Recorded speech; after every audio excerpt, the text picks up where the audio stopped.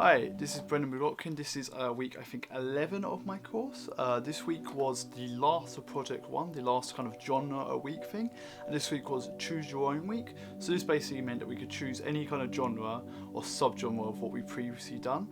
So for me personally, I tried to do a thriller genre that is kind of a subgenre of horror, and I consider it a subgenre of horror just because it's got a lot of kind of same codes and conventions, but it's very unique on its own. I went a bit more in depth about why I chose a thriller and on my website, but basically a thriller, when I went to choose your own week, I basically went into the mindset that how can I improve myself, how should I pick, how should I improve myself, so I picked a genre that kind of was the best at kind of improving myself. So the main thing I wanted to improve on was my screenplays. I've talked about this in Sci-Fi Week, but I always think my screenplays are very weak. Also, I wanted to have more editing and really understand editing better because my specialism is editing. But I also wanted to choose something that was in kind of a comfort zone. So I wanted something a bit in the middle, and I think thriller is a good example of something that's a bit in the middle. I think I've talked about it multiple times, but I'm very good at the horror genre. I done horrors all last year. I'm really understand the horror genre, but not really the best at drama. And I think thriller is in the middle of drama and horror, so it allows me to improve my screenwriting. Also work with color grading, but work in a genre I'm kind of comfortable in. That I think is quite good as like I'm not jumping into the deep end, but I'm not just going into kiddie pool. So that was the theme of the week. This was a pretty interesting week. I'll go into this more Friday when I get into the filming, but I did have one of my biggest problems and one of my biggest problem-solving moments in this week. But apart from that, the written and the theory, I think this is one of my best written and theory work, mostly because over the weeks, if you've seen these reflective vlogs, my theory written work's gotten a lot better.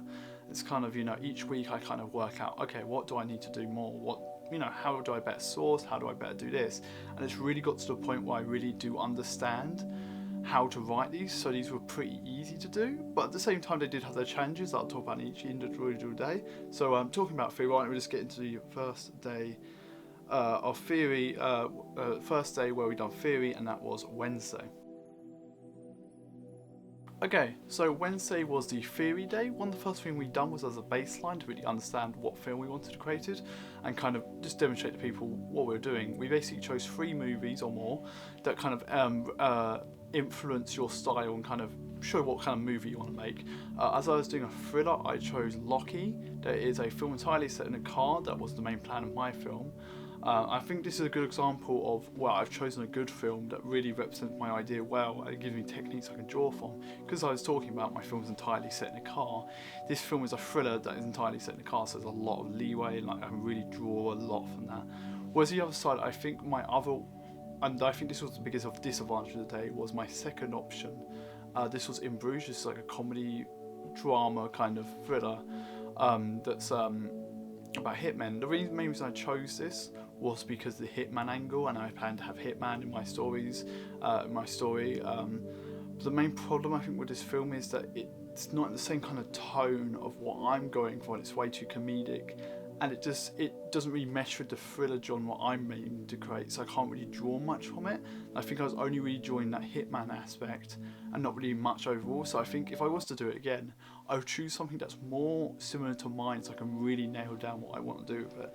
But on the other side, I think what went really well was my director case study. I've been talking about director case studies for ages. Each week we do a director case study, and I think if you look at my director case study from the first director case study I done, this was Tim Burton, and now you look at it now, I think you can see a massive improvement. I really understand the theory, I really understand the source, and I really understand how to put together a good case study that really represents his director. I think especially Alfred Hitchcock, who I obviously chose because he's a master of suspense. Thriller is very much a suspenseful genre. I really understood his style, what I can personally draw from him, not just him as a director, but what I can draw from him. That's the biggest difference between the Tim Burton one and this one, is that I really thought more about how I can draw from it and really got the most out of it. Talking about theory work, the other thing we've done was, and this was a big part of this week, was looking at techniques that we can draw from in filmmaking aspects, editing and sound effects. Basically what we've done a lot more research into filmmaking techniques, editing techniques, sound effect techniques, especially in the horror thriller kind of genre. And so what I basically done was I done it more into research into how do you create suspense and stuff like that, because the thriller genre's so much tied to this. And this goes into my main pro this week, is that my sourcing's much better. As I was talking about, I researched into why the thriller genre, how to create suspense and stuff like that, because I thought there was a strong correlation between the thriller genre and suspense. And how I found this out was actually using primary research. So in my previous essays, I've talked about secondary research, and this is basically where you go to a website, say like Wikipedia, and you copy that, get a quote from that, and you're like, oh, that's secondary because someone else got it for you. Primary is when you select it yourself. So in the case of this week, I've done a survey that I sent out to multiple people. I really tried to reach out to people, and one of the questions on it was the correlations they have with the thriller genre. And what I keep finding in mostly all the comments, or in some form or fashion, was the mention of suspense and stuff like that. So I thought, when I do my research into techniques, I really base it off that knowledge. And also something else I do in techniques is I looked at book sources. So I looked at an editing book that's really helpful in different editing techniques and really more unique editing techniques, because I previously used the internet as the primary source, just because of the tight deadlines and stuff like that. It's harder to just go through a book than the internet. It's harder to go for a book, but the internet's more easier. But I think the advantage of the book was it's much more dense and kind of more. There's a lot more to research into it than just one site. I think it's a stronger source. So it's something that I'm going to take over to my next projects, my F&P, is more book kind of referencing, and it really helps that. So overall, I say my main pro of this day was my referencing has massively stepped up that next level. Because I've been talking about my referencing for a while, I think it's getting better. That's the next level, is different kind of referencing. Because it's fine to say, oh, this website has it, but if you back up by a book or primary group, that's really good. Whereas the other side, as I was talking about, my con is that movie influences, I feel like that could just have been a bit stronger and a bit more correlated to what the kind of film I want to make, or genre or something like that. And I feel like In Bruges especially is a good example of a wasted spot. I could have done a bit more research and really kind of opened up my field to something, and then it would have really helped my film. So next day is Thursday, and that was when we started doing the planning and more the logistics. Okay, Thursday, as we're talking about, was the planning. One of the first things we've done, we haven't done this in a while actually, and I think I should have done more often, but it's a pre-mortem. So basically a pre-mortem is when you look at what any issue you could have and then like solutions around this. Now I'll talk about this Friday, but this pre-mortem came in massively useful. So for example, one of the issues that I thought I would have is actors. So basically I have my primary actors group, and this was my brother and his girlfriend. They couldn't do it, and I had a college acting group, and the third option was me. And this kind of helps you in your mind kind of work out, okay, what can I, any backup plans, and also how do I work on this issue? And it really helps, because the film industry is all about, working out how to sort of fix a problem. And also part of pre-mortem was opportunities. So opportunities are basically any opportunities you have to do it. So the biggest opportunity I had was, more screenwriting, more colour grading and stuff like that. So that was my pre-mortem. And then we went into planning. This week was a lot more planning, just because we had a lot more time for this film, so a lot more planning was put into place. So one of the things I've talked about is lighting setup. So this is basically where I explained the lighting of my setup, so how I would light the different scenes. This is interesting because later on I actually didn't really use this lighting setup, because I think this is a problem with a small problem with this day was I didn't really think through the lighting setup enough, and I thought logistically that the car light would be fine. Then when I found that cameras don't you need a lot of light, that kind of created a problem. So lighting was an issue. That created some issue, but also I've done character profiles. I've done this last year in my F&P, but I haven't really done it that much. But these basically kind of short kind of things about the character, and it helps the actors get into the mood of the character, and really helps build a world better if you really understand these characters, not just two-dimensional planks. They have personalities and stuff like that. So I went down each character and kind of talked about them briefly.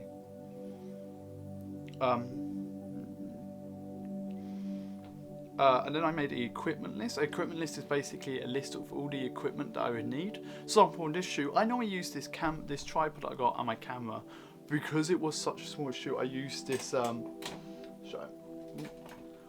bendy tripod, camera, microphone, things like that. And this bendy tripod is a bit smaller, so it's a bit easier to kind of put into a thing. And that kind of helped me understand all the equipment that I would need. And then obviously the script. I think the script was very good this time. I think I got a bit better at the script. I really tried to go for my tension, so I don't have twists, and really understand the characters and the narrative. And I think that was also really good. And then obviously the usual shot list and risk assessment.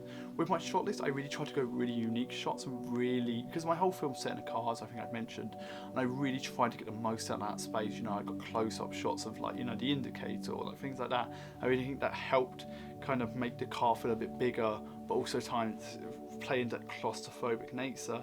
And obviously I did a risk assessment. I think my main pro is my planning is a lot better.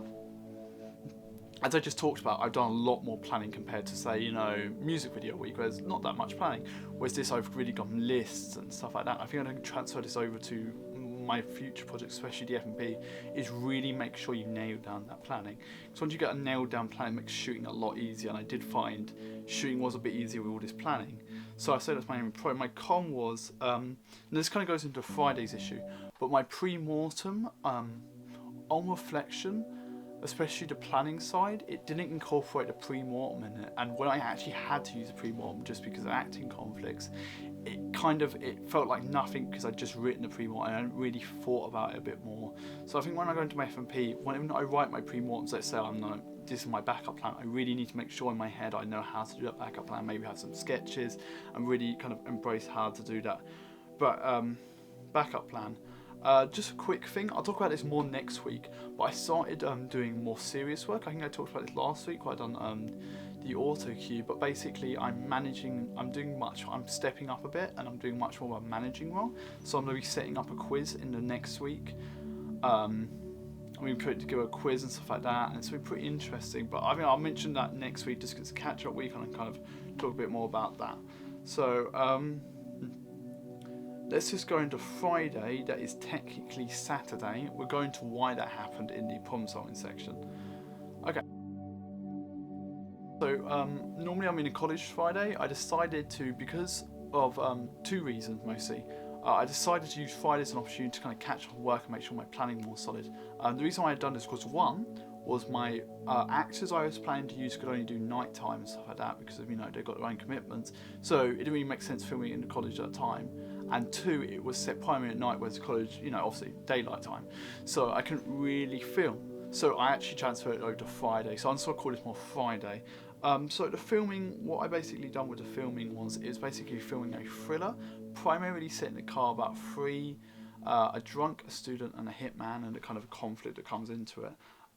So basically, I'm going to go into the problem solving corner now, because basically one of the first problems really goes into what really happened with filming and why it got a bit botched. So this is Brendan's problem solving corner. Okay, one of my biggest issues was that two of my actors who are not going to have in it had to suddenly drop out due to personal things going on. So basically that left me with only myself as the actor in a three-person role. So you might mention I mentioned previously my pre-mortem. The second option for my pre-mortem was using college students, but at the time, due to the tight deadline I left just because it was so sudden, they actually couldn't do it because it's set at night and stuff like that. So I went on to my third option, and this was basically what I would do is I film it all with me playing all the roles. Now this goes into what I was talking about on the previous day, disadvantages was. My pre-mortem, that third plan wasn't thought out enough, because when I looked through my shot list and stuff like that and looked through the storyboards and stuff like that, I realised that having three characters played by the same person on a creative level didn't really make a lot of sense, because it's hard to kind of disguise a person and stuff like that. It felt a bit too goofy and it really just threw off the tone.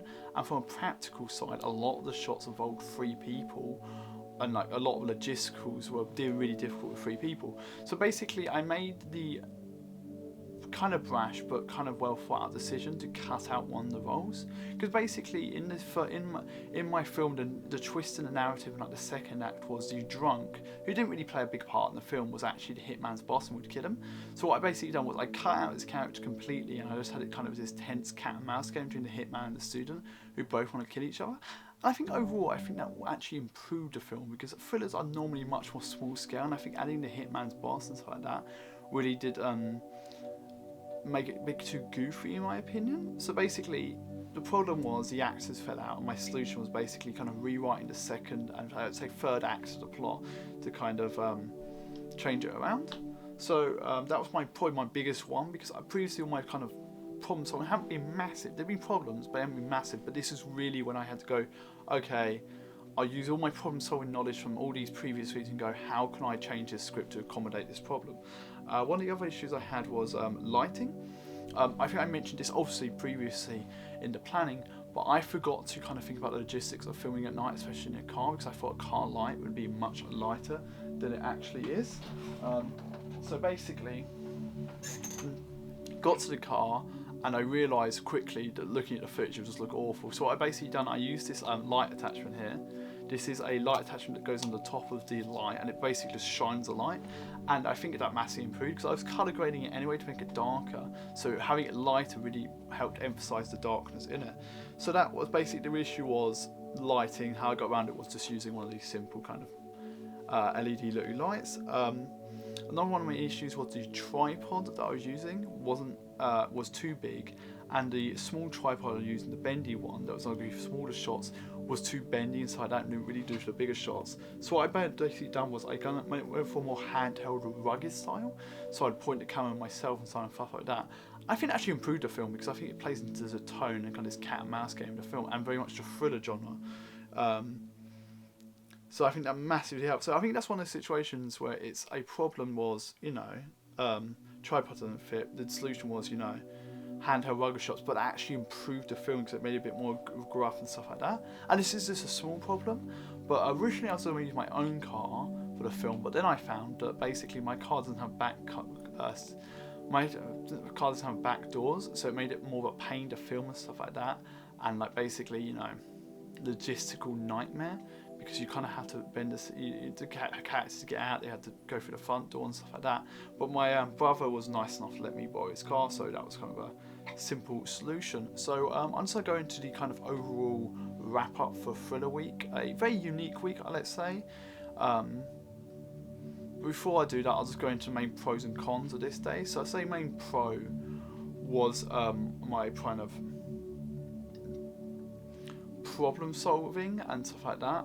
And I really think this is a good example of how far my problem solving has come. From like music video week, where it was kind of weak, I didn't really think about problem solving, to now where I'm literally rewriting a plot line to accommodate the problems. I'm not just sitting down and going, I can't do it, I'm working it out. So I'll say that's my main pro of Friday. Whereas the other side, I think my main disadvantages, and this is going more into the editing side. So I decided to use a colour grade on this footage to make it a bit darker. I think I tried the colour grading way back in Sci-Fi Horror Week. So I use a darker kind of colour grade, basically because this light I use to kind of light up the area would have made it pretty bright, so I use a colour grade. Now I'll show examples of like the footage with a colour grade, and I think it does look a bit messy. And I think if I was to do it again, I'd kind of go for more kind of really mess around the settings to kind of get more of a better colour grade, because I think some scenes work definitely, but some scenes just feel way too dark, like you can't really see anything. So I say that's my main con of the week. So overall, pro would be my problem solving, it's massively stepped up a level, and con would be kind of the colour grading, and that's something I really need to think about more because my editing and my specialism is editing this year. So that was Friday, one of the most challenging days I think I've had on this entire film. But I really enjoyed it, or Friday or Saturday. So let's just go into the overall wrap up for Thriller Week. Okay, Thriller Week was a really unique week, I think. I think it was a week that really allowed me to explore some really creativity and stuff like that. I think it's a perfect culmination of Project One in itself. Because let's just compare myself to music video, the first kind of big Project One thing. CI video was first, but I think music video counts as the first kind of example of this. My case studies were very weak and stuff like that. They weren't sourced and stuff like that, for example. And then you get back to this week, and I've kind of perfectly cased. I've researched, really understood the subject matter. I've done multiple different styles of references and stuff like that. And if I'm problem solving, in my first week my video didn't work out, or I would probably restart it. But with this week, I went, I can't restart. Let's work out how to problem solve it. So I think overall this week was a good kind of culmination of Project One as a overall total of a thing. So I would say my main advantage this week was definitely the referencing. I think I'd say referencing quite a lot in written work, but I have to admit this week was where I really stepped it up a notch, where it's like, okay, I've used all my knowledge of previous kind of weeks and stuff like that, and really understood it. And also, I incorporate more primary, secondary book source stuff like that, and really embrace the sourcing nature of references. On the other side, I think my disadvantage was my pre-mortem. I think my pre-mortem and the pre-mortem, and this can be said for the lighting, but I think definitely the pre-mortem was where I didn't think about the pre-mortem enough to logistically how could it work without these actors and stuff like that. And then obviously when the acting performance happened, I didn't have actors. It came back to bite me a bit because I just didn't have, the materials or the idea to kind of actually put together, put together a film just by myself. So I think this is something I really need to keep in mind. Just on a review of my target from last week, that was more creative cam work. I think this is a perfect example of me definitely improving on creative cam work. I think I really went for different angles. I really tried to think of what these angle means. I use a lot of POV shots, use a lot of kind of rugged shots playing the thriller kind of aspect. I use a lot of tight spots really playing that claustrophobic nature. So I think that target was definitely met. And my target for next week, I think when we're starting, I think it's either a catch-up week or kind of new project. I won't set myself a target just because it's a new area, but I think the general kind of idea is thinking more about planning and really like that. But we're going to a kind of fresh target set just because I don't really know what's happening next, and I can't say storyboard better, for example, and then we don't storyboard in this next project. So that was the end of project 1. It was an interesting time, and I think I really improved myself. And I think if you watch these victory logs, everything, I get better at my green screen, I get better at my transitions, I get better, understanding the genres and stuff like that. So it's been a pleasure doing these. I think it's something I carry on with the next project. So I will see you in the next project and the next week.